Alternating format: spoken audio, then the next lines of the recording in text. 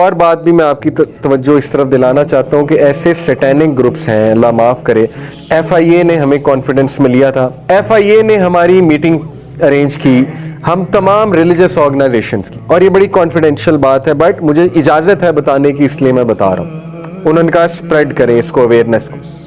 F آئی اے نے ہمیں confidence میں لیا اور ہمیں پروف کے ساتھ پریزنٹیشن دی کہ آپ کی نوجوان نسل سیٹینک گروپس میں انوالوڈ ہے, مسلمان پاکستانی, اور وہ سیٹینک گروپس ان کو قرآن کی بے حرمتی کرنے کو کہتے ہیں, اور اتنی وہ گندی چیزیں میں آپ کو بتا نہیں سکتا کہ وہ کیا کرنے کو کہتے ہیں.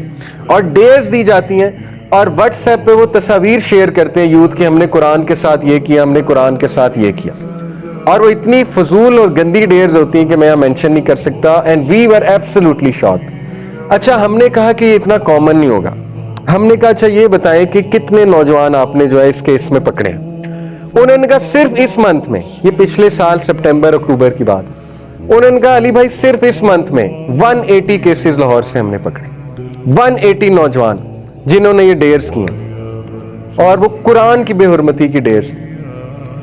Please take care of your families, اپنی فیملیز کو اسٹرانگ کریں. یوتھ, یہ 180 جو لوگ تھے, ہم نے پوچھا یہ ان کا بیک گراؤنڈ کیا ہے, ان کی کرمنل ہسٹری کیا ہے, یہ کیوں گئے اس طرف. تو سب سے بڑی وجہ نکلی کہ وہ as a family they were weak. Parents کی لڑائیاں, ویری سیڈ.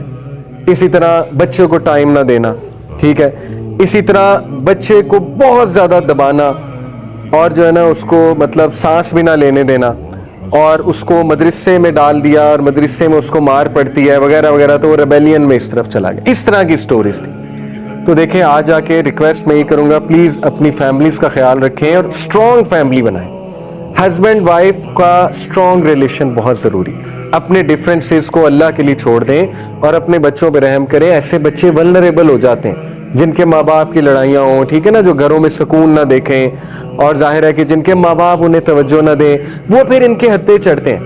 یہ لوگ کیا کرتے ہیں, لڑکی بن کے فیک آئی ڈی بنا کر یوتھ کو ٹریپ کرتے ہیں, اور یوتھ آپ کو پتا ہے کہ فوراً ہی پھر وہ لڑکی سمجھ کے بات چیت شروع کر لیتے ہیں. پھر ان کی پکچرز لیتے ہیں, وہ انہیں اپنی پکچرز بھیجتے ہیں, نوجوان فضول پکچرز, اور پھر انہیں بلیک میل کیا جاتا ہے.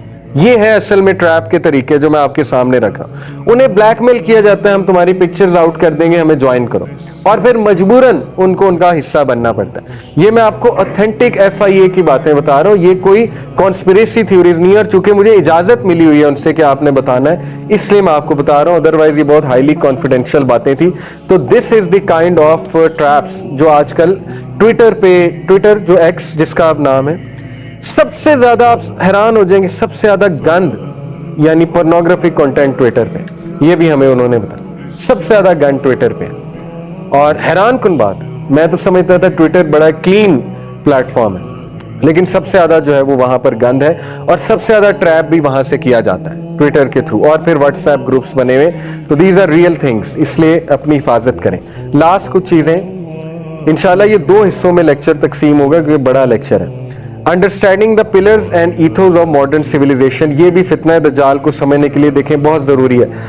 یو ہیو ٹو انڈرسٹینڈ کہ جتنا انسان گاڈ لیس ہوتا جائے گا, گاڈ سے دور ہوتا جائے گا, وہ فتنہ دجال کے لیے ولنریبل ہوتا جائے گا. اور اس کی میں آپ کو مثال دیتا ہوں. دیکھیں یہ تمام جو میں نے پلرز دکھائے, survival of the fittest, might is right, materialism, cut throat competition, individualism, capitalism, secularism, moral relativism, اس وقت ہم اس سسٹم میں سانس لے رہے ہیں.